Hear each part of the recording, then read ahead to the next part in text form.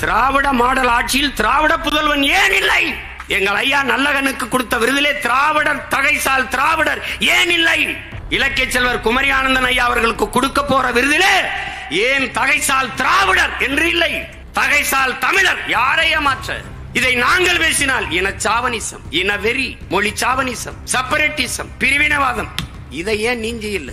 என்னைக்காவது நீ மாணிக் தாகூர் விருதுநகருடைய பாராளுமன்ற உறுப்பினர் நாடாளுமன்றத்தில் பேசி நீ என்னைக்காவது பதிரிக்க? அவரையே பேச வச்ச பெருமை ஐயா மோடி தான். என்னங்க மழை பெய்த பாராளுமன்றத்துக்குள்ள தண்ணி வருது ஒழுகுதுங்க அப்படின்னு. ராமர் கோயிலும் ஒழுகுது, அவர் கட்டின ராமர் கோயிலும் ஒழுகுது, நாடாளுமன்ற கட்டடமும் ஒழுகுது. அதை பத்தி கவலை இல்லை. மக்கள் அழுவதை பற்றி கவலைப்படாத அவர்கள் கோயிலும் நாடாளுமன்ற கட்டிடமும் ஒழுகுவதை பற்றி எப்படி கவலைப்படும்?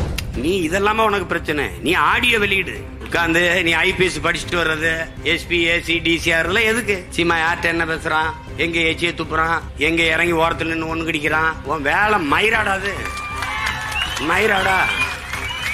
திடீர்னு இந்த வெண்ணைகளுக்கு காளியம்மா மேல அப்படியே பாசம்.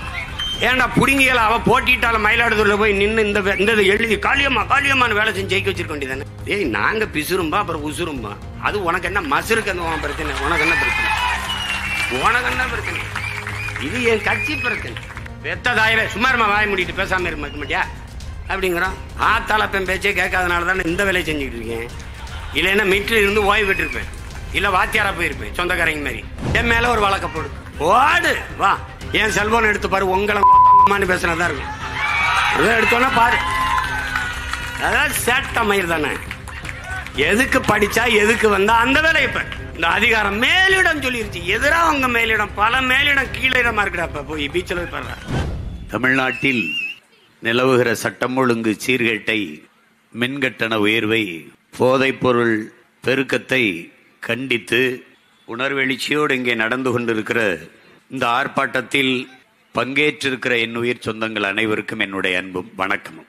அண்மையில் ஒரு வலையொலியில் பார்த்தேன், ஒரு மருத்துவர் பேசிக் கொண்டிருந்தால், நீங்கள் எல்லோரும் அறிந்ததுதான், ஆனாலும் மருத்துவர் சொல்லும் போது அதன் மகத்துவம் முதன்மையானது. தினந்தோறும் நீங்கள் வெயிலிலே சூரிய ஒளி வாங்க வேண்டும், வெயிலிலே நின்று, அப்போதுதான் தசை நார்களுக்கும் எலும்புக்கும் வலு சேர்க்கும் என்று. அதனால் இன நலனுக்காக நீங்க நின்றாலும் உங்கள் நலனுக்காகவும் வெயிலிலே நிற்க வேண்டிய தேவை இருக்கிறது. உங்கள் நலன் கருதி சொல்கிறேன், நீங்கள் எல்லோரும் நிழல் நாடி போகிறீர்கள். நிழலின் அருமை, வெயிலை தேடி வாருங்கள், அப்போதுதான் தெரியும். உங்களைப் போலதான் எல்லோரும் பாதுகாப்பாக வாழ வேண்டும் என்று நினைக்கிறார்கள். நிழலில் நிற்பது சரிதான், அதற்காக ஒரு மரம் வளர்க்க வேண்டும் என்பதை நாம் எல்லோரும் புரிந்து கொள்ள வேண்டும். இங்க நின்ன மரம் எவனுக்கு என்ன பண்ணுச்சுன்னு தெரியல, வெட்டிட்டாங்க. அது நீ போராட்டம் நடத்துறியா? அங்க போராட்டம் நடத்தினா நிழல்ல நின்று பேசுவ, கொஞ்சம் தள்ளி போட்டா வெயில் நின்று பேசுவாயின்ட்டு. நாங்கள் நிழலையும் விட வெயிலை அதிகமாக விரும்புவர்கள் என்பதை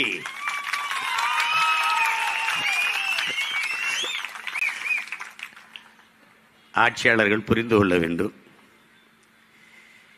இங்கே பேசிய நமது அன்பு தம்பி தங்கைகள், அருமை உடன் பிறந்தார்கள், சிறந்த கருத்துக்களை, தர்க்கவாதங்களை எடுத்து வைத்து உரையாற்றினார்கள். பெரியார் அவர்கள், ஐயா பெரியார் அவர்கள் சொன்னதுதான், நீ மானமுள்ள 1000 பேரோடு சண்டை போட்டு விடலாம், மானங்கட்ட ஒருத்தனோடு சண்டையே போட முடியாது என்று.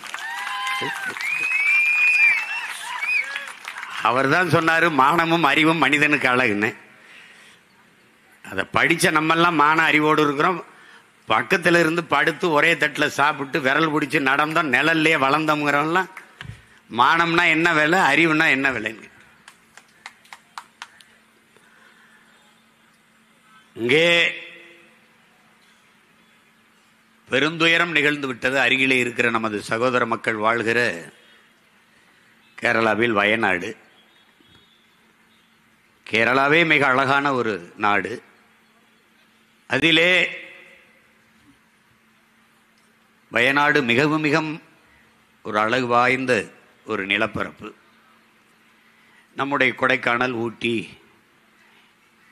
ஏற்காடு போல ஒரு அழகியல் நிலப்பரப்பு. அது கடவுளின் தேசம் என்று கவிஞர் பெருமக்கள், அறிவார்ந்த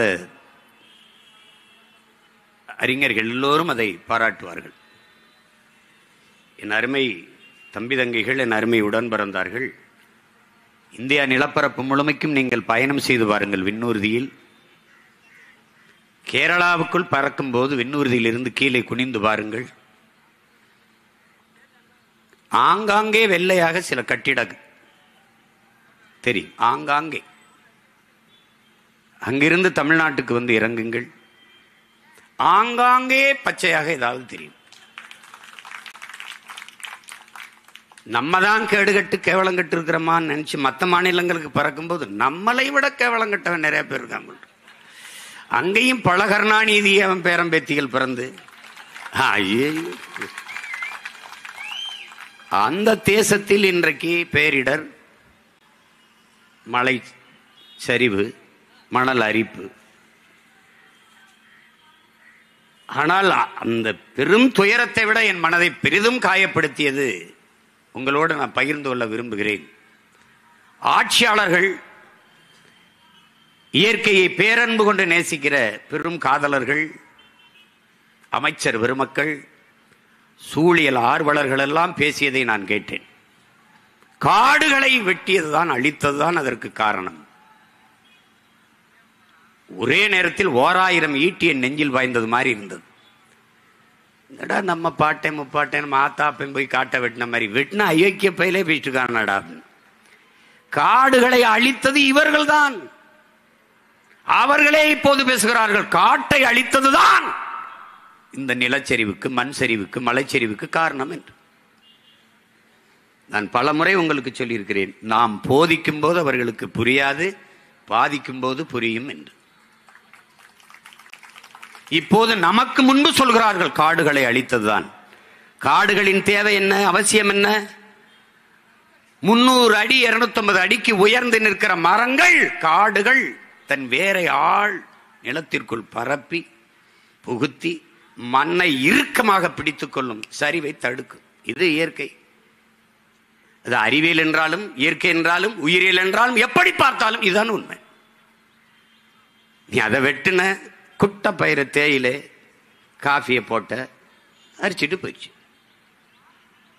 ஒரு சங்கிலி தானே என் உடன் பிறந்தவர்களே, ஒரு சங்கிலி தானே, ஒரு இணைப்பு. அது உயிர் சங்கிலியா இருக்கட்டும், உணவு சங்கிலியா இருக்கட்டும், எல்லாம் 6 மாவட்டங்கள் அங்கிருந்து மேற்கு தொடர்ச்சி மலை அப்படியே வருது, கன்னியாகுமரிக்குள்ள இப்படி வந்து ஒரிசா வரை போகுது. கன்னியாகுமரியில் பல ஆயிரக்கணக்கான வெடிமருந்து டன் எடையுள்ள வெடிமருந்துகளை வச்சு தகர்த்து என்னுடைய மலையை நொறுக்கி எடுத்துட்டு போனேன்.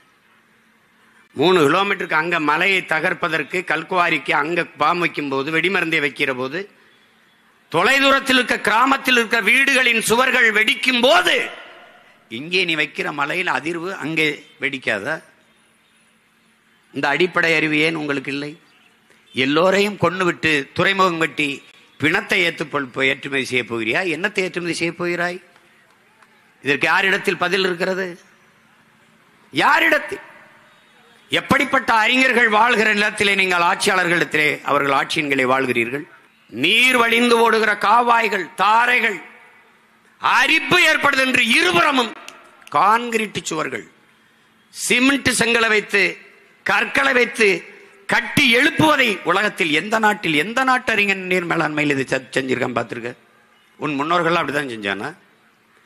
கரையை அரிக்கிறது, மண்ணை அரித்துக் கொண்டு நீர் ஓடுகிறது என்றால் தடுப்பதற்கு இருக்கிற ஒரே வழி கரை நடுக, மரம் நடுக. இது அடிப்படை அறிவு. அதை செய்யாம காங்கிரீட் மதில் சுவர் இப்படி சிமெண்ட போட்டா இந்த இருவோரமும் கசிந்து கசிவு நீர் பாசனத்திற்கு பல லட்சம் ஏக்கர் காய்ந்து கிடக்கிறது. கசிவு நீர் பாசனம், வண்டு, மண்புழு, நண்டு, நத்தை எல்லாம், பாம்பு, எலி எல்லாம் அந்த தண்ணி போய் ஓரத்தில் போய் அந்த இதுல தான் வாழும். தவளை, மண்புழு, நண்டு, நத்தை, அவைதான் இந்த மண்ணை வளப்படுத்தும். நீ சிமெண்ட போட்டா எங்கடா போய் இது வாழும்? இங்க பேசிட்டு இருந்த நம்ம அம்மா பேசினாங்கல்ல, பேராசிரியர் அம்மா தமிழ்ச்செல்வி அவரு, ஏரியெல்லாம் ஆக்கிரமிச்சிட்டாங்க. நம்ம நின்று பேசுற இடமே ஏரிதான் என் தாயே. நீரின்றி அமையாது ஒழுக்கு என்று பாடியவனுக்கே கோட்டம் ஏரியை தூத்துட்டு தான் கட்டப்பட்டிருக்கு. இதுக்கு பேரு லேக் ஏரியா. ஏரி எங்கய்யா? அங்கிட்டு போறியா? அதுதான் பதில். இந்த பகுதிக்கு பேர் என்ன சொல்லு? லேக் எங்கடா? இதுதான். இது எங்க அப்பத்தா சொல்லும்ல, கால கொடுமைப்பா, வேற ஒன்னும் சொல்றதுக்கு இல்ல.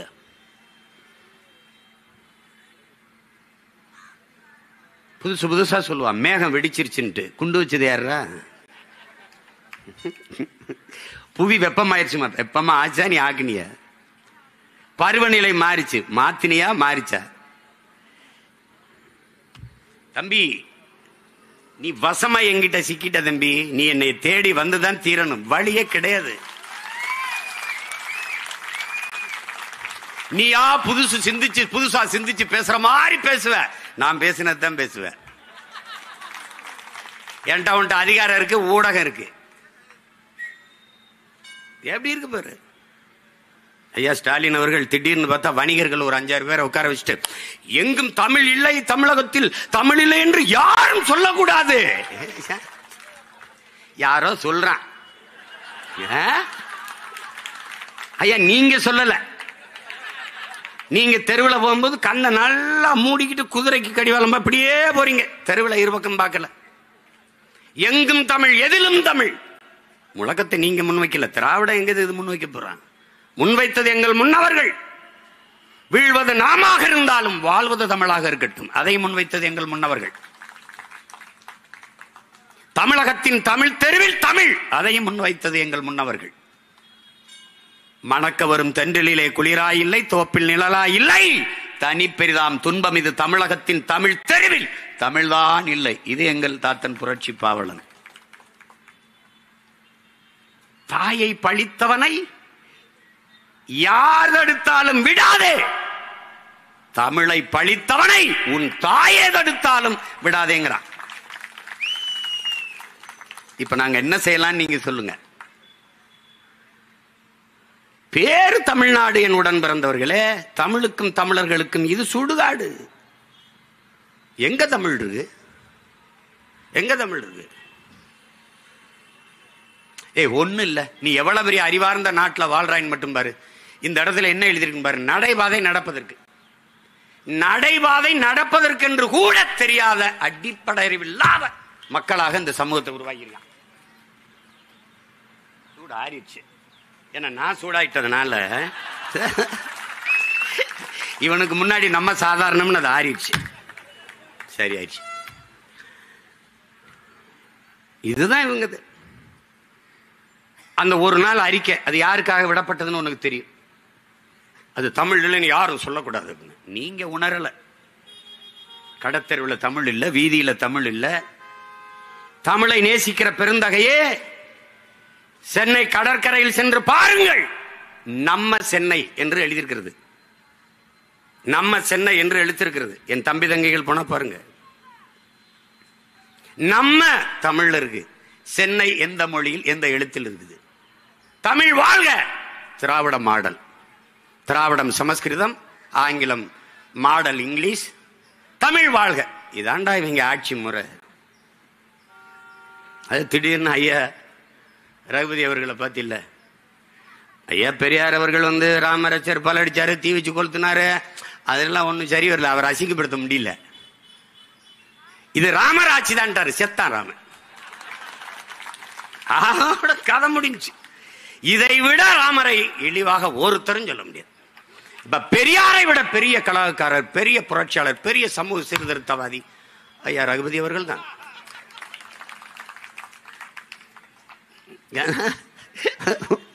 புரியுதில்ல உனக்கு? புரியுதில்ல? கலைஞரை நீ எல்லாமாட அவமானப்படுத்திடுவ. இளம் கலைஞரே என்று உதயநிதியை சொல்லும் போது கருணாநிதி கவலைப்படாத, அதோட வாடா நம்ம கவலைப்படுத்திட போறோம். அது அது மாதிரி நீ ஒரு ராமரை ஒரு கற்பனை பண்ணி வச்சிருப்ப. நாங்கெல்லாம் படிக்கும் போது கடவுளின் ஆட்சி எப்படி இருக்கும்னு நினைப்ப. பசி இருக்காது, பஞ்சம் இருக்காது, வறுமை ஏழ்மை இருக்காது, எல்லாருக்கும் உணவு கிடைக்கும், உடை கிடைக்கும், வாழ நல்ல வீடு இருக்கும், அங்க குற்றம் குறை இருக்காது, மது இருக்காது, கொலைசை நடக்காது, கற்பழிப்பு இருக்காது, இதெல்லாம் இருக்காதுன்னு நினைப்ப. நீ அப்படிதான் நினைப்ப. அந்த ஆட்சி நீட்சின்ட்டாரு. ஒரு வார்த்தை ஐயா ஸ்டாலின் அவர்கள் பேசல. இல்ல அப்படிலாம் இல்லையே.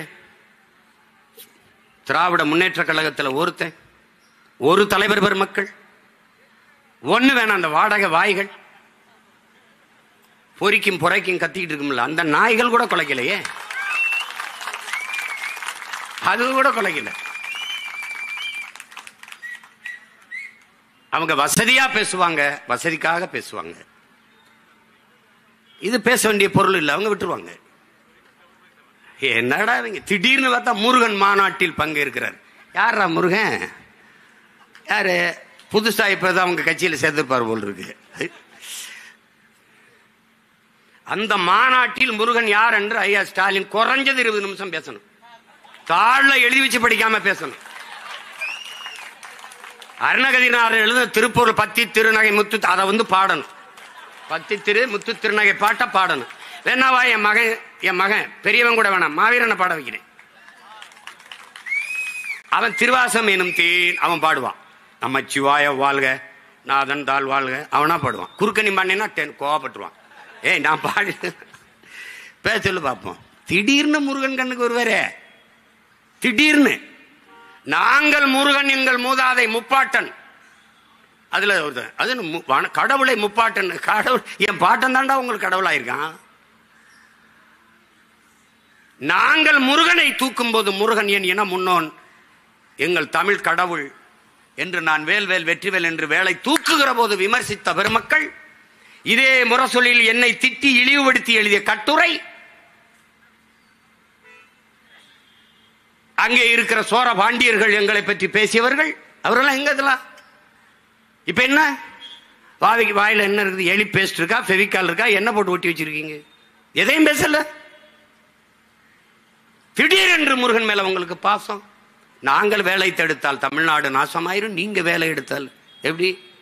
இதே பிஜேபி வேலை தூக்குகிற போது பாராட்டி முரசொலியில் எழுதினீர்கள். அதே வேலை தூக்கி நாங்கள் திருமுருக பெருவிழா நடத்தும் போது விமர்சித்து எழுதினீர்கள். யார் பிஜேபி RSS தத்துவத்தின் அடிவரடிகள்? யார்? நீங்களா நாங்கள? யார் வந்தாலும் திமுகவை ஏத்திட்டியா சங்கி. அப்ப நீங்களான லுங்கி அங்கிய? நீங்க யாரு? யாரு? யார நீ? யாரு சொல்லு.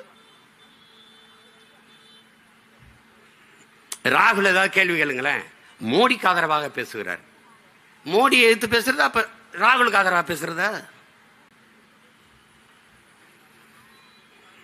ஐயா காலையில் எந்திரிச்சவன அவன் விற்கிற போத பொருளை 1-2 இதை அடிச்சுட்டு தான் எந்திரிப்பாங்க போல் இருக்கு. என்ன தேதி எழுதி வைக்கிறது, பேசுறது, இதையெல்லாம் பேசு. திடீரென்று முருகன் உங்கள் கண்ணுக்கு தெரிய காரணம் என்ன சொல்லுங்க? என்ன அதை சரி பண்ணும்? ராமர் ஆட்சி இங்க சரி பண்ணியாச்சு, இந்துக்கள் வாக்க சரி பண்ணியாச்சு. நல்லா கவனிக்கணும். இப்ப முருகனை தூக்கிட்டு சீமான் திறான், நாம் தமிழர் திறான், அதை கொஞ்சம் சரி பண்ணு. அப்புறம் இஸ்லாமியர்களுக்கு அந்த சிறுபான்மை பிரிவில் ஏதாவது பொறுப்பை போடு. ஏன்னா இப்ப 26 நெருங்கிருச்சு, இன்னும் 17 மாசம் தான் இருக்கு. அவனுக்கு எதை பத்தியும் கவலை கிடையாது. அதை போடு போட்டு அவங்க. அப்புறம் யார் இருக்கிறா? ஜோ அருள் தந்தை இருக்காரு. அவர் என்ன பண்றாரு? அவர் லயல்ல வேலை செஞ்சாரு, புனித ஜோசப் கல்லூரியில் வேலை செஞ்சாரு. அவரை தூக்கி கிறிஸ்தவர் நல அங்க ஒரு பொறுப்பு போடு. ஓட்ட கரெக்ட் பண்றான் ராஜா. நீனும் தான் இருக்கிய. தெய்வ திருமகன் முத்துராமலிங்க தேர்வு நினைவிடத்தில் ஒரு மாலை வைத்து விட்டால் கல்லர் மறவர் அகமுடையோர் வாக்கை கரெக்ட் பண்ணிடலாம், வாங்கிடலான்னு அவன் நினைக்கிறான். நீனும் அதை நம்புற, அதுக்கு தான் சாய்க்கிற, அதுக்கு தான் ஓட்டு போடுற. ஏன் உன் பாட்டம் புளித்தவனுக்கு அதே மாதிரி அதை தர்றதில்லை? ஏன் உன் பாட்டி வேலுநாச்சியாருக்கு தர்றதில்லை? ஏன் உன் பாட்டை மருதிருவருக்கு தர்றதில்லை? ஏன் தர்றதில்லை? ஏனால் இங்கே மாலையை வைத்து வணக்கம் செலுத்தி விட்டால் அந்த 3 சமூக வாக்குகளும் தனக்கு வந்து விடுதுன்னு நம்புறான். நீ அதை தான் தொடர்ச்சியா செஞ்சுட்டு இருக்க. அதான் செஞ்சுட்டு இருக்க. அதுல தான் இது வருது. யாரு கிறிஸ்தவரா? அவருக்கு ஒரு மீனை போடு, அவருக்கு ஒரு புழுவை போட்டு விடு. இது யாரு இஸ்லாமியரா? அவருக்கு ஒரு புழுவை போட்டு விடு. அதானே நடக்குது. இது எதுக்காக நடக்குது? திடீர்னு வறுமை ஒழிப்பு, புரட்சி பெண்கள் திட்டம். புரட்சி பெண் யாரு? புரட்சி பெண்ணுனா யாரு? முதல்ல என் தங்கச்சிகள் கல்லூரிக்கு போகும்போது 1000 ரூபாய் காசு கொடுக்குறேன். 1000 ரூபாய் கூட வசதி இல்லாத என் வீட்டு பெண்கள் வறட்சி பெண்கள் தானே ஒழிய புரட்சி பெண்கள் அல்ல. நீ எப்படி புரட்சி பெண்ண? புரட்சி பெண் என்றால் யார்? யார்? கணவர் இறந்து போனார், கைம்பெண்ணாக இருக்கும்போது பிள்ளைகளை விட்டு விட்டு இறந்து போனார். உங்களால தான் குடிச்சு குடிச்சு செத்து போயிட்டான். பேச தெரியும். தமிழ்நாட்டிலே இளம் விதவைகள் அதிகமாக, இந்தியாவிலே அதிகமாக இருக்கிற மாநிலம் தமிழ்நாடு. இப்ப என்னமா நீங்க இப்படி சொன்னீங்களே இப்ப அப்படின்னா, அப்படி கேட்டால் வாய மூடு. இதுதாங்க. கணவனை இழந்து விட்ட பெண் அவள் தன் குடும்பத்தை காப்பாற்ற ஒரு வேலைக்கு போகணும், தையல் பயிற்சி எடுத்துக்கொண்டால், திறன் மேம்பாட்டு பயிற்சி எடுத்தால், ஒரு துணி ஆடை விற்பனையகத்துக்கு போனால், உணவகத்துக்கு போனால், வேலை செய்தால், வருவாய் ஈட்டி தன் குடும்பத்தை காத்தால், தற்சார்பு பொருளாதாரத்தில் தன்காலிலே நின்று தன் குடும்பத்தை காத்தால், இவள் புரட்சி பெண். இவள் புரட்சி பெண். கால் விபத்திலே இழந்து விட்டாலும் ஓட முடியல, பாரா ஒலிம்பிக்கிலே அது ஓடி தங்கத்தை வெல்றா, பதக்கத்தை வெல்றா என்று ஓடுகிறவள் புரட்சி பெண். எத்தனை புரட்சி பெண்கள் இந்த நிலத்தில? அதுக்கெல்லாம் அந்த பேரை வைக்கிறது இல்லை. இந்த புரட்சிங்கிற சொல்ல இவர்களால் தான் இழிவாய் போனது. அன்பு மக்களை, வரவன்லாம் புரட்சி தலை, புரட்சி நடிகன், புரட்சி தளபதி, புரட்சி கிரச்சின்னு போட்டு புரட்சி வறட்சி சொல்லாக மாறிட்டது. இப்ப புரட்சிங்கிற சொல்ல உச்சரிக்கவே தடுமாற வேண்டியது. இது என்ன புரட்சி? என்ன புரட்சி? அப்படி ஏதாவது உருவாக்கி இருக்கா இந்த நாடு? பெண்கள் தங்களை தாங்களே தற்காத்துக் கொள்வதற்கு பொருளாதார மேம்பாட்டு திட்டங்களை தான் அறிவிச்சிருக்கா? தங்களை தாங்களை சார்ந்து வாழ்கிற தற்சார்பு பொருளாதார திட்டத்தை தான் அறிவிச்சிருக்கா? இல்ல. 1000 ரூபாய். ஏன் 1000? இளைய தலைமுறை பிள்ளைகளை தன் பக்கம் திருப்ப முடியல. கோட்பாடு செத்து போனது, தத்துவம் செத்து போனது, திராவிடம் தீந்து போயிட்டது. எங்க ஒரு தலைமுறை பள்ளி கல்லூரியில் படித்த தலைமுறை எல்லாம் தமிழ் தேசிய அரசியலை நோக்கி, சீமானை நோக்கி, புலிக்கொடியை தூக்கி ஓடி வருது. 35 லட்சம் 36 லட்சம் வாக்கா? அதுல குறைஞ்சது 30 லட்சம் வாக்கு இளைய தலைமுறை பிள்ளைகளின் வாக்கு என்பதை உங்களுக்கு மேசையில் இருக்கிற சர்வே புள்ளி விவரம் சொல்லு. அப்ப என்ன பண்ணலாம்? இந்த ஓட்டை எப்படி, இந்த வாக்கை எப்படி நமக்கு திருப்பலாம், எப்படி ஓட்டை டைவர்ட் பண்ணலாம், சீமான்ட்ட போகாம எப்படி எடுக்கலாம் அப்படின்னா, படிக்கிற கல்லூரிக்கு போற பிள்ளைகளுக்கெல்லாம் 1000 கொடுத்துரு. ஓட்டுக்கு அந்த நேரத்தில் காசு கொடுக்கறதுக்கு பதிலா ஒவ்வொரு மாசமும் கொடுத்து சரி பண்ணிடு. எப்ப கொடுக்கறது?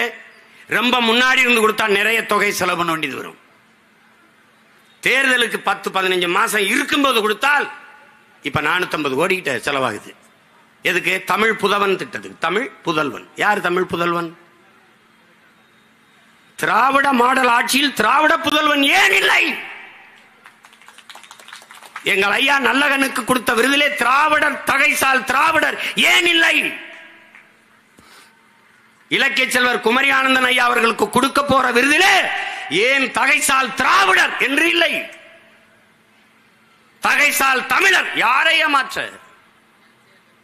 இதை நாங்கள் பேசினால் இனச்சாவனிசம், இனவெறி, மொழி சாவனிசம், செப்பரேட்டிசம், பிரிவினவாதம். இதை ஏன் நீங்க இல்ல? திராவிட மாடல் ஆட்சி ஏன்? தமிழ் புதல்வன். அது ஏன் சொல்லுது தமிழ் புதல்வன் திட்டம்? திராவிட புதல்வன் சொல்லி பாரு, சொல்லி பாரு. திரும்பி கூட பார்க்க மாட்டான். கொடுமை. நாம் தமிழ் தேசியம் பேசும்போது பாரு, நம்ம தமிழ் தேசியம் பேசு பாசிசம், செப்பரேட்டிசம், சாவனிசம், இனவெறிய தூண்டுறோம், இன பாகுபாடு பேசுறோம், ஆன்டி நேஷனலிசம், தேச துரோகம், இதெல்லாம். ஆனால் நாம் சின்ன பிள்ளைகளாக கால் டவசர் போட்டு விவரம் தெரியாத காலத்திலே தெலுங்கு தேசம் என்று கட்சி ஆரம்பிச்சார NT ராமா. அப்பெல்லாம் எங்க போய் புல்லு பிடிங்கிட்டு இருந்த? நீ எங்க போய் இருந்த? எங்களை பாசிஸ்ட், செப்பரேட்டிஸ்ட், இனவெறிகள், தேச துரோகிகள் என்று பேசுகிற இந்தியர் திராவிடர். இந்த திராவிட கட்சிகள், இந்த திமுக ஏன் சந்திரபாபு நாயுடு தெலுங்கு தேச கட்சியோட கூட்டணி வைத்தது? பதில் உண்டா? யார் சொல்லுவா? எங்களை பிரிவினவாதி, தேச துரோகிகள், செப்பரேட்டிஸ்ட் என்று பழி சொல்லுகிற பாரதிய ஜனதா எதற்காக தெலுங்கு தேசத்தோடு சந்திரபாபு நாயுடு அவர்களோட கூட்டணி வைத்து இப்ப பதவியில் இருக்கிறது? எதற்காக இருக்கிறது? நான் தமிழ் தேசியவாதி, பிரிவினவாதி, என்ன இதுக்கா என் வீட்டு வந்து கூட்டணி பேசுன? எதுக்கு பேசுன? எதுக்கு பேசுன? நீ உன்னோட கூட்டணி வந்தா எப்படி? உன்னோட வந்துடுறேன், உங்களோட கூட்டணி வந்துடுறேன். உங்க தலைவர் படத்துக்கு முன்னாடி என் தலைவர் படத்தை வச்சா நீங்க இருப்பீல? எப்படி இருப்பிய? எப்படி இருக்கும் பாத்துக்க. தெரிச்சு ஓடிடுவிய, மேடையில உட்கார மாட்டீங்க. ஒன்னொன்னே பார்க்கும்போது அணை கட்டியிருந்தோம், தடுப்பணை கட்டியிருந்தாங்க, காணாங்கிறான். என்னடா தடுப்பணை? இப்ப வரைக்கும் சொல்றாங்க மத்திய அமைச்சர், மத்திய சுகாதாரத்துறை அமைச்சர் சொல்றாருங்க. இப்ப சொல்றாருங்க இந்த பாராளுமன்ற கூட்டத்தில் 24க்குள்ள நாங்க எப்படியும் எய்ம்ஸ் மருத்துவமனை கட்டி முடிச்சிருவோம். இன்னும் இந்த சனம் நம்பிட்டாலே இத. ஏற்கனவே ராமர் கோயில் நாங்க யாராவது இப்ப பிஜேபி ராமரை பத்தி, ராமர் கோயிலை பத்தி, ஏன்னா இந்த ரகுபதி ஐயா வந்து ராமர் ஆட்சிதான் பேசினதுக்கு முதலில் கோபப்பட்டிருக்க வேண்டியது பிஜேபி காரர்கள் தான். இவ்வளவு கேவலமான ஆட்சியாடா ராமர் ஆட்சி? ஏண்டா கள்ளச்சாராயம் குடிச்சு சாகராடா ராமர் ஆட்சி? 6 வயசு குழந்தை வீட்டுக்குள்ள இருந்தால் வன்புணர்வு செய்து கொலை செய்யறான். 60 வயசு அம்மா தனியா இருந்தாலும் வன்புணர்வு செய்யறான். சாலையில போகும்போது தாலி அக்கிறான், தோட இருக்கிறான். இதெல்லாம் தான்டா ராமர் ஆட்சி. ஒருத்தன் பேசல. ஏன்? ராமருக்கு மார்க்கெட் இல்ல. எப்படி? தம்பி அகிலேஷ் யாதவ் முடிச்சிட்டான். அயோத்தியிலே பொது தொகுதியில தாழ்த்தப்பட்ட ஒருவரை போட்டு செருப்ப கட்டி நங்குன்னு அடிச்சு முடிச்சிருக்கான். இப்ப பேசுறது ராமரை பேச முடியாது.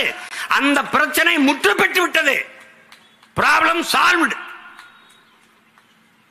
ராமருக்கு கோயில் கட்டிட்டு அங்க எல்லாம் குறுக்கலாம். ஐயோ ஒழுகுதுங்க.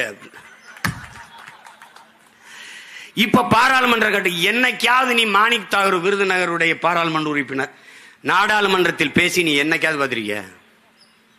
அவரே பேச வச்ச பெருமை ஐயா மோடிக்கு தான் உண்டு. எப்படி பெற்றாரு தெரியுமா? பாராளுமன்றம் அவங்க பேசுற அப்படி என்னங்க மழை பெய்த பாராளுமன்றத்துக்குள்ள தண்ணி வருது, ஒழுகுதுங்க அப்படின்னு. ராமர் கோயிலும் ஒழுகுது, அவர் கட்டின ராமர் கோயிலும் ஒழுகுது, நாடாளுமன்ற கட்டடமும் ஒழுகுது. அதை பத்தி கவலை இல்லை. மக்கள் அழுவதை பற்றியே கவலைப்படாத அவர்கள் கோயிலும் நாடாளுமன்ற கட்டிடமும் ஒழுகுவதை பற்றி எப்படி கவலைப்படுவாங்க? அதை பத்தி அவங்களுக்கு ஒரு கவலையும் கிடையாது.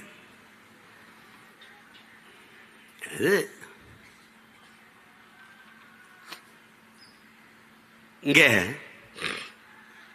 உங்களுக்கு ஒன்று சொல்லணும் பாரு. தம்பி துரைமுருகன் அவர்களுக்கு வந்து பிணை கேட்கிறாங்க. இப்பெல்லாம் மாவட்ட ஆட்சியர், சில நீதிபதிகள் எல்லாம் ஆளுகிற கட்சியின் மாவட்ட செயலாளர்கள் போலவே இயங்குறாங்க. அங்க ஒண்ணு என்ன இப்படி இப்படி பேசணும்? அப்படி எப்படி ஒரு முதலமைச்சர்? ஐயா அது பேசலையா, அது பாட்டு. எப்படி அது பாட்டு? ஆமா அந்த பாட்டை நான் கேட்டிருக்கீங்க இல்லையா? அது நாங்க எழுதலையா, நாங்க பாடலைங்க, நாங்க போடல, அது ஏற்கனவே இருந்த பாட்டு. ஆமா கேட்டிருக்கேன். அப்ப யூடியூப்ல உங்களுக்கு அதிக வியூவர்ஸ் வரணும்னு இது பண்ண. யூடியூப்ல இல்லைங்க, மேடு. அப்ப அதிக பார்வையாளர் வரணும்னா கடைசியா என்ன தெரியுமில்ல அவர் சொன்ன தீர்ப்பு? ஊழலை பத்தி பேசுங்க, ஊழலை பத்தி பேசுங்க, ஊழலை பத்தி நிறைய பேசுங்க. ஏன் கருணாநிதி பத்தி பேசுறோம்? ஊழலை பத்தி பேசுங்க. ஊழல் தான் நிறைய, அதனாலதான் ஏன் கருணாநிதி பத்தி பேசுறோம்? ஐயா மாண்புமிகு நீதிபதி ஐயா புகழேந்தி அவர்கள உங்ககிட்ட அன்பா நான் சொல்லிக்கிறேங்க இல்லைங்கய்யா. நீங்க அதனாலதான் பேசுறோம். திருவிளையாடல் படத்துல பாத்தீங்களா, பிரிக்க முடியாதது எதுவோ, பிரிக்க முடியாதது எதுவோ, அதுல பிரிக்க முடியாது எதுவோ சொல்லுவாங்கல்ல, வறுமையும் புலமையும். அதுபோல பிரிக்க முடியாது எதுவோ அரசியலிலே ஊழலும் ஐயா கருணாநிதியும் பிரிக்க முடியாது. இது தெரியாம நீ ஐயா எங்க பாட்டன் சூரபத்ம, இன்னொரு பாட்டன் முருகன் போய் எங்களுக்காக எங்க பங்காளிகளுக்குள்ள சண்டை தான். அத பகைவன் எங்களை வந்து கொண்டு விட்டான். அதுல இப்ப பாட்டி சூரபத்ம மனைவி வந்து போகாத போருக்குன்னு வீடு பரவாயில்ல, அவன் தோதான் சொல்றான். முருகபிரானினுடைய வரலாறை எழுதும் போது இந்த சூரபத்மனை எழுதாமல் முருகனுடைய வரலாற்றை எழுத முடியாது இல்லையா? அது மாதிரி ஊழலை பற்றி பேசும்போது ஐயா கருணாநிதி பற்றி பேசாம பேச முடியாது இல்லையா? அது மாதிரி ஒரு வரலாறு, ஒரு பெருமைதான், ஒரு பெருமைதான், பெருமைதான். இங்க இப்படி பாருங்க, அண்ணா பல்கலைக்கழகத்தில் இவங்களால கற்பனை செய்வாங்க அறப்போர் இயக்கம் அதை வெளியிடுது. அறப்போர் இயக்கத்தினுடைய உடன் பிறந்தார்கள் எல்லோருக்கும் என்னுடைய அன்பும் வாழ்த்துக்களும். அவங்க என்ன பண்றாங்கன்னா, தகவல் அறிவு உரிமை சட்டத்தில் கேட்கிறாங்க, அவங்களுக்கு எப்படி இந்த ஐயா வந்ததுன்னு தெரியல, ஒரு துறையில் இப்படின்னா ஒவ்வொரு துறையும் எப்படி இருக்குன்னு யோசிச்சு பார்த்துக்க. மொத்தம் 480 தனியார் அரசு பொறியியல் கல்லூரிகள், மொத்தம் 480. இதுல 52,500 பேராசிரியர் பெருமக்கள், 52,500. இதுல 224 தனியார் சுயநிதியில தன்னிதி, சுயநிதி அது சமஸ்கிருதம், நம்ம தன்னிதினே பேசுவோம், தன்னிதி கல்லூரிகள் 224. இதுல பாத்துக்கிறங்க, நல்லா கொஞ்சம் 353 ஆசிரியர் பெருமக்கள், 353 பேராசிரியர் பெருமக்கள் ஒரு இடத்திற்கு மேற்பட்ட இடங்களில் கல்லூரிகளில் பணி செய்வதாக காட்டப்பட்டது. ஒரு இடத்திற்கு மேற்பட்ட இடத்துல, நல்லா கொஞ்சம். இதுக்கப்புறம் ஒரு 5 பேராசிரியர் பெருமக்கள் 11 கல்லூரிகளில் முழு நேரமாக பணியாற்றுவதாக காட்டப்பட்டது. 5 பேராசிரியர்கள் முழு நேரமாக 11 கல்லூரிகள். இதுல ஒரு பேராசிரியர் பெருந்தகை 32 கல்லூரியில் தொடர்ச்சியாக 32 கல்லூரியில் முழு நேரமாக பணியாற்றுகிறார் என்று பதிவு செய்து அது சம்பளம் வாங்கிறார். சம்பளம் யார் வாங்கியிருப்பார்னு நீங்க புரிஞ்சுக்கணும், நல்லா கவனிச்சுக்கணும். இதுல ரொம்ப கொடுமை என்னன்னு பார்த்தீங்கன்னா, இப்படி 211 பேராசிரியர்கள், எல்லாம் படித்தவர்கள், முதுகலை பட்டம் பெற்றவர்கள், முனைவர் பட்டம் பெற்றவர்கள், 211 பேர் 2500 பணியிடங்களை அவர்கள் நிரப்பினதாக காட்டி, இவர்களே இங்க வேலை செய்யறாங்கன்னு காட்டி ஊதியம் பெற்றிருக்குது. அதுல 175 பேர் 972 பணியிடங்களை நிரப்பியதாக, இவர்கள் அத்தனை பேரும் முனைவர் பட்டம் பெற்றவர்கள், 175 பேரும் டாக்டரேட் பட்டம் பெற்றவர், PhD பண்ணி முனைவர் பட்டம் பெற்றவர்கள் இந்த வேலையை செய்திருக்கிறார்கள். அறப்போர் இயக்கம் கண்டுபிடிக்காத வரை அண்ணா பல்கலைக்கழகம் இது ஒன்றும் கண்டுவில்லை. இப்ப அது சொல்ற காரணம் பாருங்க, இது எப்படி கண்டுக்கிறாங்க. இல்ல அவங்க ஆதார் அட்டை கொடுக்கும்போது ஒவ்வொருத்தரே பல அட்டைகளை கொடுத்துட்டாரு. ஆனா இவங்க நமக்கு என்ன கற்பிச்சான், ஆதார் அட்டை தான் எல்லாத்துக்குமான பெருத்த அடையாளம், எல்லா வலிக்கும் ஒரே நிவாரணி ஆதார் தான். கடைசி அந்த ஆதாரே பயனற்றதுன்னு ஆயிடுச்சு. இத்தனை பேரும் வெவ்வேறு ஆதார் அட்டைகளை கொடுத்து எங்களை ஏமாற்றி விட்டார்கள். அங்க இருந்த படங்கள் வெவ்வேறு முகமைப்பில் இருந்தது. உயர்ந்த தொழில்நுட்பத்தை கற்றுக் கொடுக்கிற பல்கலைக்கழகத்தில் இதை கண்டுபிடிக்க முடியலன்னா அப்ப என்ன நடக்குதுன்னு பாரு. இது எத்தனை நாளா நடந்திருக்குது? அதிமுக ஆட்சி காலத்திலிருந்து நடக்குது, தொடர்ந்து நடக்குது. இதில் இன்னும் கொடுமை, மாரிசாமி முரளிபாபன் 2 பேரும் 6 ஆண்டுகளா ஓமன் நாட்டில் வேலை செய்கிறார்கள். அவர்கள் இந்த பொறியியல் கல்லூரியில் வேலை செய்யறதா சம்பளம். இந்த பொறியியல் கல்லூரியின் உரிமையாளர்கள் யார்?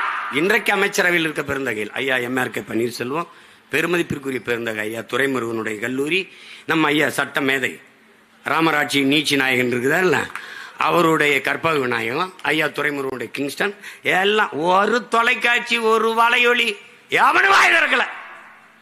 அந்த 24 இன்ட்டு இந்த தமிழ் தொலைக்காட்சி ஒன்று மட்டும்தான் போடுது, 24/7 தமிழ். அதில் மட்டும்தான் ஒரு தம்பி பேசிட்டுருக்கான், அவர் ஏமாத்திருக்காரு, இவர் ஏமாத்திருக்காருன்னு. அவன் இருக்கானோ நாளைக்கு வேலையை விட்டு தூக்குறாங்களோ என்ன எளவோ.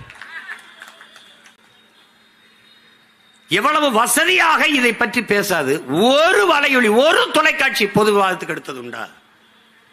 இதைவிட கொடுமை இந்த நாட்டில் உண்டா? நீ இதெல்லாம உனக்கு பிரச்சனை, நீ ஆடியோ வெளியிடு, உட்கார்ந்து நீ IPS படிச்சுட்டு வர்றது, SP AC DCR எதுக்கு? சீமா யார்கிட்ட என்ன பேசுறான், எங்க ஏச்சியை துப்புறான், எங்க இறங்கி ஓரத்தில் நின்று ஒண்ணு கடிக்கிறான், உன் வேலை மயிராடாது, மயிராடா. திடீர்னு இந்த வெண்ணைகளுக்கு காளியம்மா மேல அப்படியே பாசம். ஏன்டா புடிங்கிகள அவ போட்டிட்டால மயிலாடுதுறையில போய் நின்று இந்த எழுதி காளியம்மா காளியம்மான்னு வேலை செஞ்சு ஜெயிக்க வச்சிருக்க வேண்டியதானே? ஏய், நாங்க பிசுரும்பா அப்புறம் உசுரும்பா, அது உனக்கு என்ன மசுருக்கு அந்த பிரச்சனை? உனக்கு என்ன பிரச்சனை? உனக்கு என்ன பிரச்சனை? இது என் கட்சி பிரச்சனை. பெத்த தாயவே சும்மாருமா வாய மூடிட்டு பேசாம இருக்க மாட்டியா அப்படிங்கிறான். ஆத்தாளப்பன் பேச்சே கேட்காதனால தானே இந்த வேலையை செஞ்சுக்கிட்டு இருக்கேன். இல்லைன்னா மீட்டர் இருந்து ஓய்வு பெற்றிருப்பேன், இல்ல வாத்தியாரா போயிருப்பேன் சொந்தக்காரங்க மாதிரி. என்னத்தையாவது பேசுறது ஆடியோ, ஐயோ சீமான ஒழிச்சு போடுவோம் அப்படின்னு. டேய் நீனும் தான் ஒன்னா பேசி பார்த்த, 15 வருஷமா ஒரு பொம்பளை விட்டு பேசி பார்த்த. அதுக்கப்புறம் தான் ஃபேன் ஃபாலோவிங் அதிகமாயிடுச்சு. கேர்ள்ஸ் ரொம்ப ஃபாலோ பண்றது. அப்பா நான் அப்படி போவேன் சலையே சீமாண்டி சீமாண்டின்னு. ஒரு சிடுமுஞ்சி நினைச்சா இவன்ட்டே ரொமான்ஸ் இருக்கு போல் இருக்கா அப்படின்ட்டு. அப்படிதான் என் தம்பி கார்த்திக்கு personal advice as elder. You don't worry, be happy.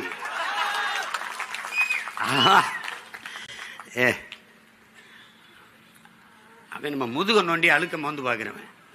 அவன் மோந்து பார்த்துட்டு நீனு ஒரு மோந்து பாரு, நீனு கொஞ்சம் மோந்து பாரு. அயோக்கியப்பு. எதை பேசுறது, எது சமூகத்துக்கு பிரச்சனை, எது அவசியம், இதை வெக்கம் இல்லாம மானம் இல்லாம பேசிக்கிறது. யார் யாரை வச்சிருக்கா, எந்த நடிகை யாரோட போறா, அவளுக்கு 10 லட்சம் இவன் தான் வாங்கி புரோக்கர் ஏஜென்ட் இந்த மாதிரி, அவன் அந்த நடிகை அந்த இதை வச்சு இதை வச்சு உங்களுக்கா எப்படி அவங்க பிள்ளை பொண்டாட்டி ஆத்தால சோறு போடுறவங்களுக்கு மானம் கட்டண. சி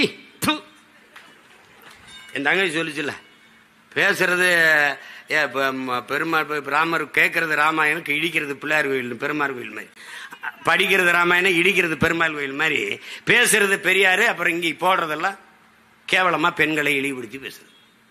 அவனுக்கு ஒன்றும் கிடையாதுடா. 23 மீனவனை கைது செஞ்சு போனானே, பேசுனானா ஒருத்தனை பேர் சொல்ற. தமிழ்நாட்டின் தொல்லியல் ஆய்விற்கு எதற்காக சமஸ்கிருதம்? ஏன்டா சீமானை தவிர ஒருத்தனும் கேட்கல. எதுக்கு? தோண்டி பார்த்தா கீழடியில தெரிந்த எழுத்து, அங்க இருந்த எழுத்து ஓடுகள்ல, அங்க இருக்கிற ஆவணங்கள்ல இருந்த எழுத்து தமிழ் எழுத்தா சமஸ்கிருதமா? உனக்கு மனசு வருதாடா? தமிழனின் தொன்ம நாகரிக சுவடு சான்று என்று சொல்ல உனக்கு வாய் வர? திராவிட நாகரிகங்கிற, இந்திய பண்பாடுங்கிற. ஏதுரா திராவிட அன்னைக்கு சொல்லு? எதுரா இந்தியாங்கிற நிலப்பரப்பு? எது நாடு? எதுரா சொல்லு? எதுரா 2500 ஆண்டுக்கு முன்னாடி ஏது? 600 ஆண்டுக்கு முன்னாடி ஏது? 1800 தான் கன்னடம்ங்கிற மொழியே உருவாகுது. நீ சொல்றபடி திராவிட மொழின்னு வச்சா கூட. அதுக்கப்புறம் கீழே என்ன? சமஸ்கிருதம் தெரிந்திருக்க வேண்டும், திராவிட மொழிகள் தெரிந்திருக்க. வாடங்க, திராவிட மொழி எதுன்னு சொல்ற? எது எது திராவிட மொழி? என் தாய் நிலத்தை தோண்டி ஆய்வு செய்வதற்கு திராவிட மொழி எதற்கு? சமஸ்கிருதம் எதற்கு? 40 உப்பு மூட்டை அனுப்பியிருக்கியே பாராளுமன்றத்திற்கு, மானங்கட்டு. நீங்க போன தடவை 39 உப்பு மூட்டை தூக்கி போடுவாங்க, அப்புறம் முடிஞ்சவனே ஏற்றி விடுவாங்க. வண்டியில் ஏற்றி இறக்குறதா 5 வருஷம் போயிடுச்சு. இப்போ அதை ஏற்றி இறக்குவாங்க. எல்லாம் பேசுற, தமிழ் பேசுற, அது பேசுற, எல்லாம் பேசுற.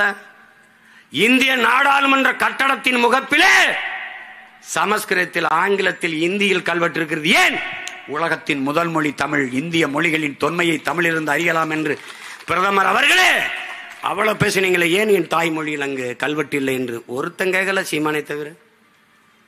ஏன் ஏன் கேட்கல? ஏன் கேட்கல?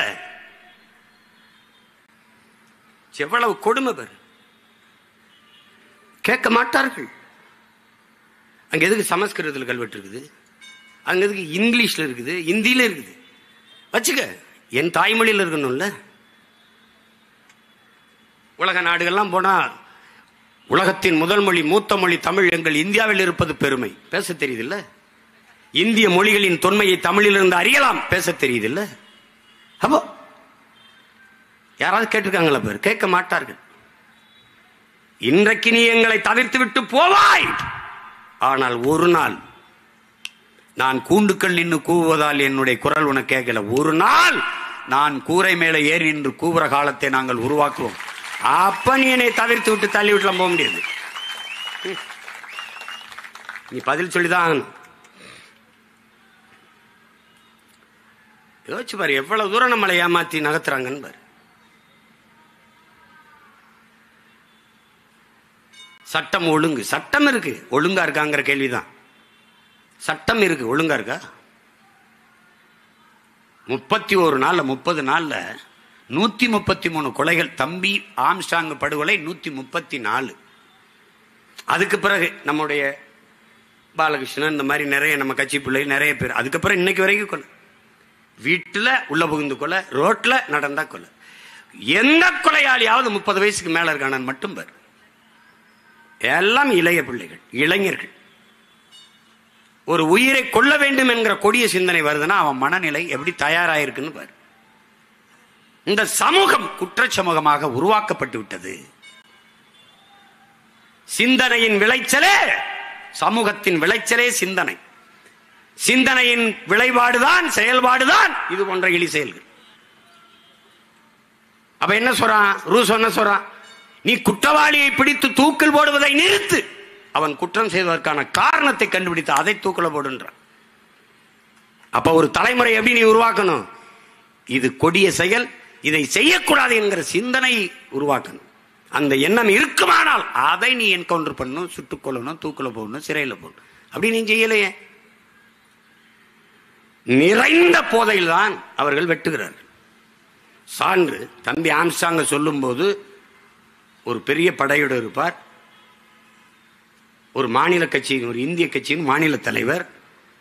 அவரை போய் அவர் வீட்டு வாசலை வெட்டி கொண்டு விடலாம் என்று அந்த சிறுவர்கள், அந்த பிள்ளைகளுக்கு என்ன வருது என்றால், நிறைந்த போதை மயக்கத்தில் இல்லாமல் கத்தியை தூக்கி வெட்டியிருக்க முடியுமா என்பார். வெட்டுறதுல ஒரு டெக்னிக் இருக்கு. வெட்டுத்தவன காலை தான் வெட்டுவான். வெட்டுத்தவன காலை தான் வெட்டுவான். ஏன் காலை வெட்டுவான்? ஓட முடியாது. அப்புறம் மற்றவன்லாம் வெட்டிடுவான்.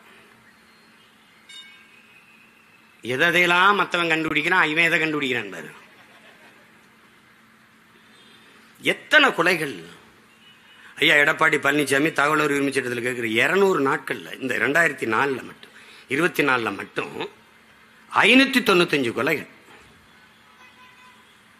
இன்னும் 24 முற்று பெறல, அதுக்குள்ளே 595 கொலைகள். அது கேளுங்க சட்ட அமைச்சர். அதுக்கு எப்படிங்க அரசாங்கம் பொறுப்பு? எதுக்கு தாங்க நீங்க பொறுப்பு இருப்பீங்க?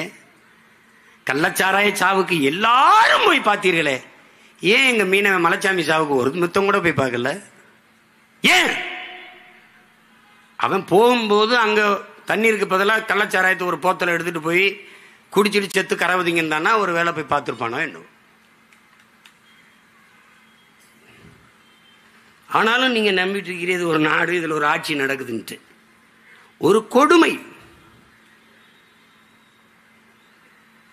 எனக்கு இல்ல, உனக்கு இல்ல, யாருக்கு பாதுகாப்பு இருக்கு சொல்லு? யாருக்கு பாதுகாப்பு இருக்குன்னு சொல்ற நீ? யாருக்கு இருக்கு? தங்கச்சி சொன்ன மாதிரி வழக்கறிஞருக்கு இல்ல. அவர் என்னவோ இருக்கட்டுப்பா.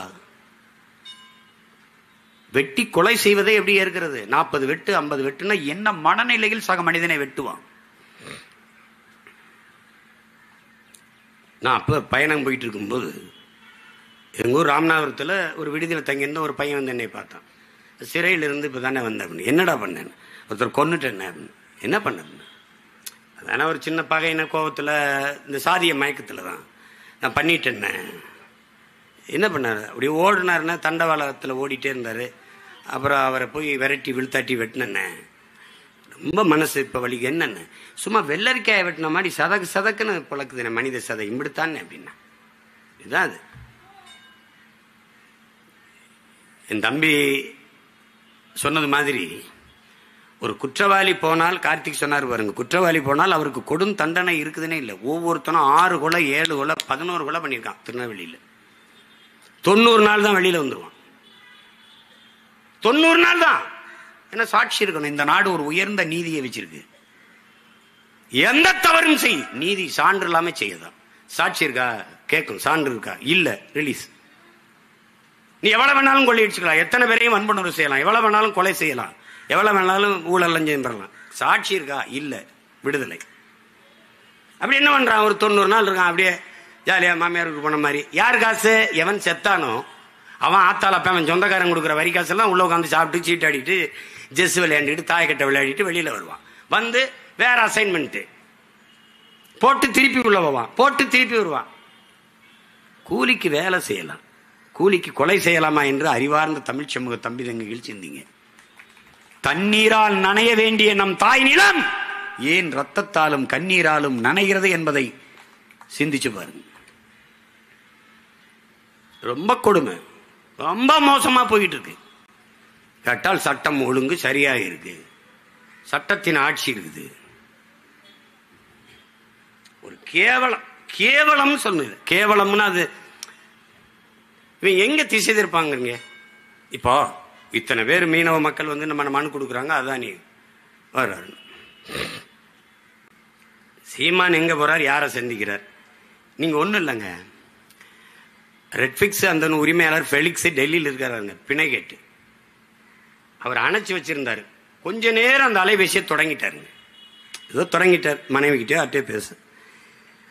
அதை கண்டுபிடிச்சு இது டெல்லியில இருக்குன்னு போய் கைது பண்ணி கூட்டிட்டு வர்ற நீ. ஆம்ஸ்டாங்கு 3 முறை எச்சரிச்சான் உன் உயிருக்கு அச்சுறுத்தல் இருக்குன்னு. அப்ப என்ன பாதுகாப்பு கொடுத்த? என்னை கூட தான் உலகம் புறா இருக்க மக்கள், என் சொந்த என் கட்சி பிள்ளைகள் உறவுகள்லாம் பாதுகாப்பாருங்கண்ணே பாதுகாப்பாருங்கண்ணேங்கிறாங்க. அது அவன் அதிகாரம் இல்லை, அது சொல்லலாம். நீ பாதுகாப்பு கொடுத்துருக்க வேண்டிய நீ எச்சரிச்சேன் அப்படின்னா அது என்ன என்ன மாதிரியான பணி? எப்படி பாருங்க, இப்ப வரைக்கும் குற்றவாளிகளை திரட்டி கொண்டு தான் இருக்கிறார்கள். இவர்கள் ஒரு முறையை வைத்திருக்கிறார்கள். தூத்துக்குடி துப்பாக்கி சூடா அருணா ஜெகதீசன் தலைமையிலே ஒரு விசாரணை கமிஷன், ஒரு குழு. இஸ்லாமிய சிறை கைதிகள் விடுதலையா ஆதி நாராயணன் தலைமையில் ஒரு குழு. தங்கச்சி ஸ்ரீமதி தற்கொலையா, அது கொலையா தற்கொலையா விசாரிக்க 2 நீதிபதிகள் தலைமையில் ஒரு குழு. அதுபோக சிபிசிஐடி விசாரணை. நல்ல படித்த என் தம்பி தங்கிகள் ஆழ்ந்த அறிவார்ந்து இதை சிந்திச்சு பாருங்க.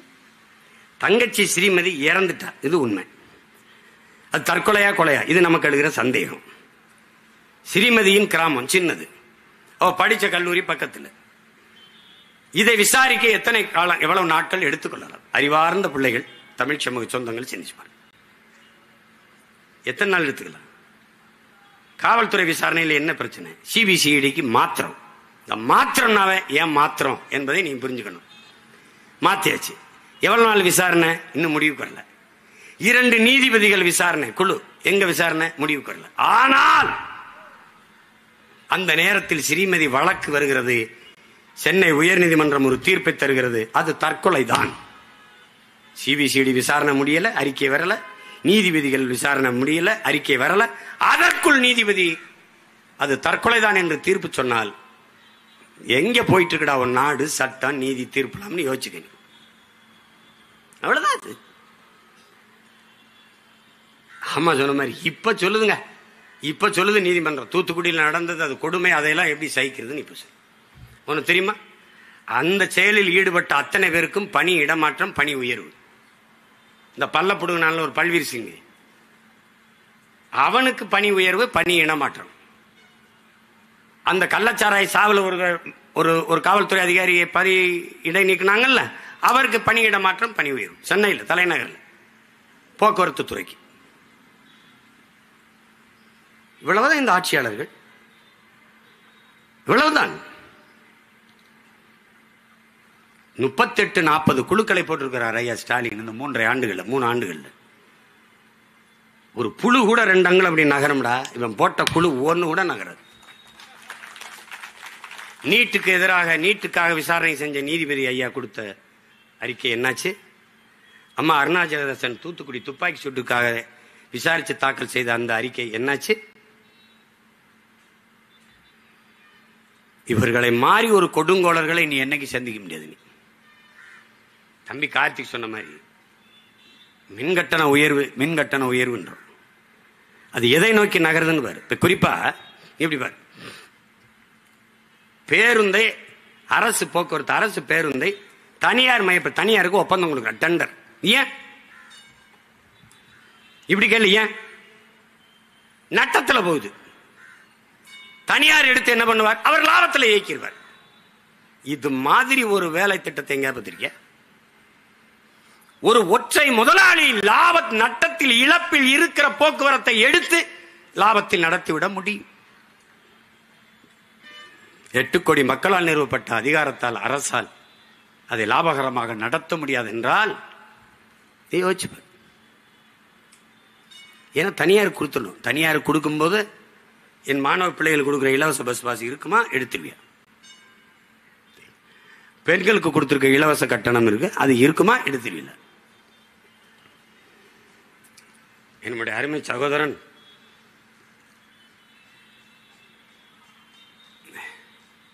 ஈரோட்டில் இருந்து ஒரு மூத்த பத்திரிகையில், புகழ்பெற்ற பத்திரிகையில் வேலை செய்கிற தங்கவேல் அவர்கள், அவருடைய மனைவி என்னுடைய தங்கை பணி இடமாற்றத்துக்கு வந்திருக்கிறார். அரசு பேருந்தில் போகிறோம், மகளிருக்கு இலவச கட்டணம் இல்லா பயணம். அது சொல்லுது கண்ணீரோட, ஒரு துளி கூட மதிக்கிறது இல்லை. என்ன நடத்துனர்கள் எங்களை மதிக்கிறது இல்லை. காரணம் இலவசம். இலவசம் என்ற சொல்லால் நம் பிள்ளைகள், பெண் பிள்ளைகளின் மானத்தை கெடுத்து அவமானப்படுத்தியதான் மிச்சம் இந்த அரசு. அது தனியார். எதை நோக்கி நகர்கிறது என்று பாருங்க. இப்ப இப்படி பாருங்க, அதானி தமிழ்நாட்டுக்குள் வந்தார். உலகத்தின் மிகப்பெரிய பணக்காரர், இந்தியாவின் மிகப்பெரிய தொழிலதிபர், மோடி அவர்களுடைய நெருக்கமான நண்பர். அவர் தமிழ்நாட்டுக்குள் வந்தார். யாரை சந்திக்க வந்தார்? எங்கு வந்தார்? எந்ததற்காக, யாரை, என்ன நோக்கத்திற்காக சந்திக்க வந்தார்? இது ஏதாவது ஒரு அறிக்கை, ஒரு தகவல், ஒரு தொலைக்காட்சி பேசியது, வாடகை வாய்கள் பேசியது ஏதாவது இருக்க? இப்ப எதற்காக வந்தார்? அதான் நீ நினைச்சுக்கலாம், ஆட்சியில் இருக்கிறவன் கையெழுத்து போட்டான், அதனால காட்டுப்பள்ளி துறைமுகத்தை கட்டிடலான்னு. இங்க பிரபாகரன் மகன் ஒருத்தர் நிக்கிறேன், ஒரு மயிரையும் முடுங்க.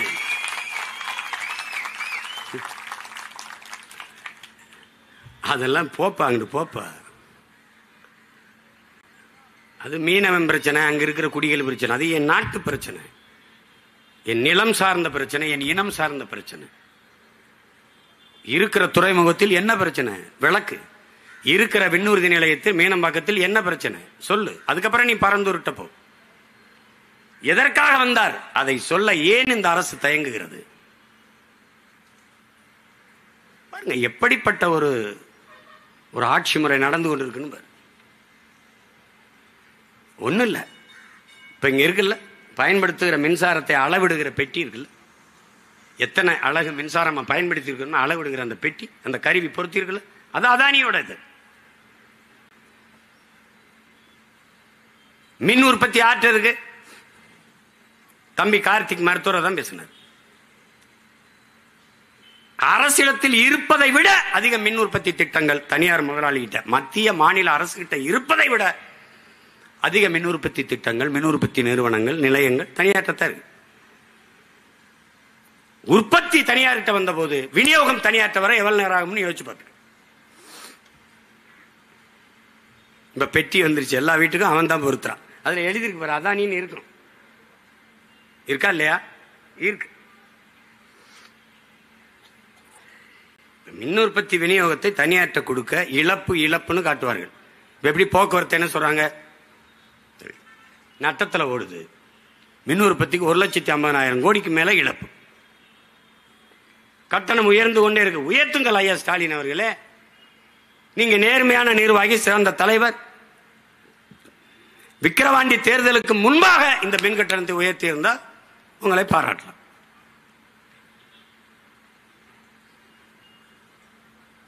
அந்த பாட்டை வச்சு ஓட்டிட்டாங்க ஒரு 10-15 நாள். அது கைது, இது கைது, சண்டாளன்னு பாடக்கூடாது. பாடல விடு, வேற பாட்டு பாடுவோம்.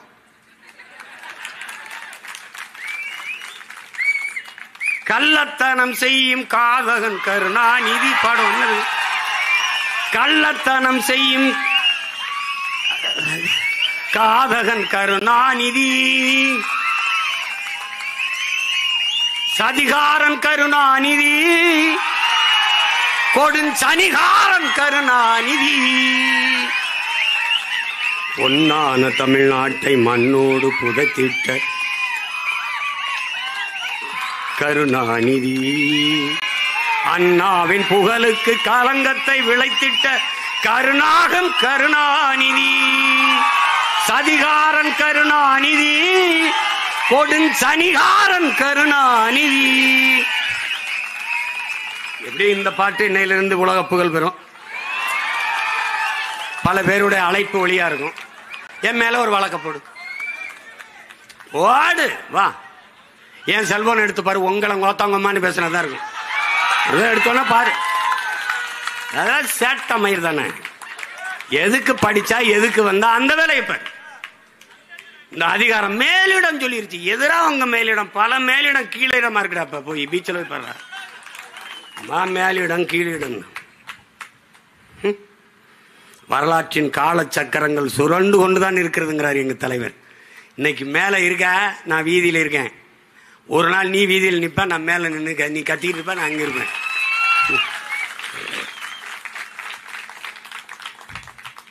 ஐயோ அப்படி பேசிட்டாரு. ஐயோ அவர் எவ்வளவு பெரிய புனிதர். அவர் எப்படி கட்டிய மனைவி தவிர வேறொரு பெண்ணின் நிழலை தொட்டறிய மாட்டார். தமிழ்நாட்டு பாட நூல்ல இருக்கு சண்டாளன். சண்டாளன்னா யாரு? நம்ம தாத்தா நாமக்கல் கவிஞர் இருக்காரு. தாயை நிந்தித்தவன், தந்தையை வெறுத்தவன், இதெல்லாம் சொல்றாரு. அது ஒரு இழி சொல். சரி வேணாம், விட்டுருவோம். இன்னையிலிருந்து சண்டாளன்னு பாடாதீங்க, கொடுஞ்சனியன்னு பாடுங்க. பாடிட்டு போங்க. வேற ஏதாவது வரி வேணா கேளுங்க, எழுதி அனுப்புறேன். நாட்டுக்கு இதெல்லாம் பிரச்சனைங்க. இவங்களுக்கு அதெல்லாம் பிரச்சனை. இந்த நாடு அனுபவிக்கிற பெரிய மீனவர் படுகொலை காரணமே இவங்க தாங்க. கச்சத்தீவை எடுத்து கொடுத்தவன் காங்கிரஸுங்க. கொடுக்கும்போது கூட நின்று வேடிக்கை பார்த்தது திமுகங்க. 2 பேரும் கூட்டணி வச்சு ஓட்ட வாங்கிட்டு மஞ்சள் குளிச்சிட்டு இருக்கோம். 400 டிஎம்சி வந்துகிட்டு இருந்ததுங்க கர்நாடகால இருந்து நமக்கு தண்ணீர். 400 டிஎம்சி. அது 10வது வழக்கு போட்ட பெருந்தகையும் ஐயா கருணாநிதி, அம்மையார் இந்திரா காந்தி பிரதமர். அப்ப 356 பயன்படுத்தி ஆட்சியை கலைச்சி விடுகிற ஒரு முறை இருந்தது. அதுல கலைச்சி விட்டுருவாங்கன்னு தான் கச்சத்தீவை கொடுக்க காத்துக்கிட்டு இருந்தார். பொறுமையா இருந்தார். ஆண்டுதோறும் பல லட்சக்கணக்கான தொண்டனை கூட்டி மாநாடு போடுற நீங்கள் ஏன் கச்சத்தீவை கொடுக்கூடாதுன்னு ஒரு கூட்டம் போடல, ஒரு ஆர்ப்பாட்டம் போராட்டம் செய்யுது. அன்னைக்கு இந்திய நாடாளுமன்றத்துக்குள் பேசின ஒரே மான தமிழன், மரத்தமிழ் வீரன் எங்க தாத்தா மூக்கையத்தவர் மட்டும்தான். ஒருத்தனும் பேச. உங்க தந்தை இந்திய நிலப்பரப்பில் ஒரு பகுதி எடுத்து சீனாவுக்கு கொடுத்து வரலாற்று பெரும் துரோகம் செய்தார். அதை போலவே நீங்கள் என்னுடைய தொகுதியான ராமநாதபுரத்துக்கு சொந்தமான கச்சத்தீவை எடுத்துக் கொடுத்து தமிழ்நாட்டிற்கு மிகப்பெரிய வரலாற்று துரோகத்தை செய்கிறீர்கள் இந்திரா காந்தி என்று பேசிய பெருமகன் நம்முடைய தாத்தா அவர்கள் தான். இது என்ன பிரச்சனை? இன்னைக்கு ஒரு டிஎம்சிக்கு நம்ம முட்டிக்கால் போட வேண்டியது. இப்படி பெரும் வெள்ளம் பெஞ்சு பெருக்கெடுத்து ஓடினாலே வழியே நமக்கு தண்ணி தர தயாரான. நிதி ஆயோக்கு நிதி தரல, போகல. கோபம் நான் வரவேற்கிறேன், போகல. அந்த ஆண்மைத்தனத்தை, அந்த வீரத்தை, அந்த கோப உணர்வை, அந்த ஆத்திரத்தை நாங்கள் மதிக்கிறோம். நிதி தரவில்லை என்று கோபப்பட்டு நீங்கள் நிதி ஆயோக்கு கூட்டத்துக்கு போவதை தவிர்த்த பெருந்தகையே, ஒரு சொட்டு நீர் தர முடியாது என்று சொல்லும் போது உன்னோட கூட்டுமில்லை, உனக்கு ஒரு சீட்டுமில்லை என்று கோவித்துக் கொண்டு இந்திய கூட்டணியிலிருந்து வெளியே வராது ஏன்? இதுக்கு பதில் உண்டா? யார் சொல்லுவா? உறவுக்கு கை கொடுப்போம், உரிமைக்கு குரல் கொடுப்பீங்க. நீங்க இப்படிதான் ஒரு குரல் கொடுக்கிறதா? வரல வெள்ளன் கொட்டு போன்னு போயிடுவான்.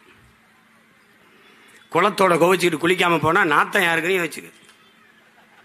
நீ வீரனா இருந்தா அங்க போய் என்னுடைய வரி வருவாய் எல்லாத்தையும் மொத்தமா எடுத்து வச்சுக்கிட்டு சேட்டை பண்ணிட்டு இருக்க. நீ குடுன்னு கேட்கணும்ல. நிதிஷ்குமாருக்கும் சந்திரபாபு நாயுடுக்கு ஏன் கொடுத்த? அவங்க கூட்டணி தேவையில்லை தான் ஆட்சியை காப்பாற்றணும், அதுக்கு நீ லஞ்சம் கொடுக்குற அப்படின்னு பேசி கரிச்சு தந்த உரிமையை பெறாம நான் போகல.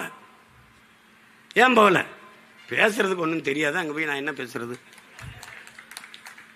வேணாம். எங்கள் ஐயா டிஆர் பால் அனுப்பு, எங்கள் அண்ணன் ஆராஜா அனுப்பு, எங்கள் அண்ணி தமிழச்சி அனுப்பு, இல்லை அருமை அம்மையார் கனிமொழி அனுப்புங்க. நீங்கள் ஏன் போறீங்க? சரி, போகும்போது இந்த பாட்டை பாடிட்டு உற்சாகமா போங்க.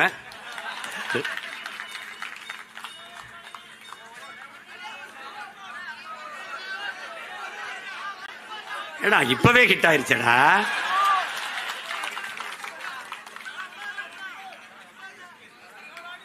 அன்னைக்கு இப்படிதான் என் மகன் பெரியவன் கோயில் பிறந்த நாளைக்கு கோயிலுக்கு போனேன். சிவன் கோயிலுக்கு கும்பிட்டு முருகன் கோயிலுக்கு போனா அங்க போனா குறுக்கெல்லாம் கூடிட்டு, ஐயா அந்த பாட்டை ஒரு தடவை பாடிட்டு போங்க.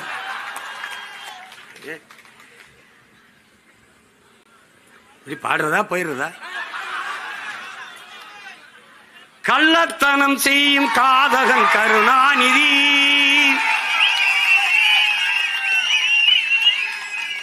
சதிகாரன் கருணாநிதி,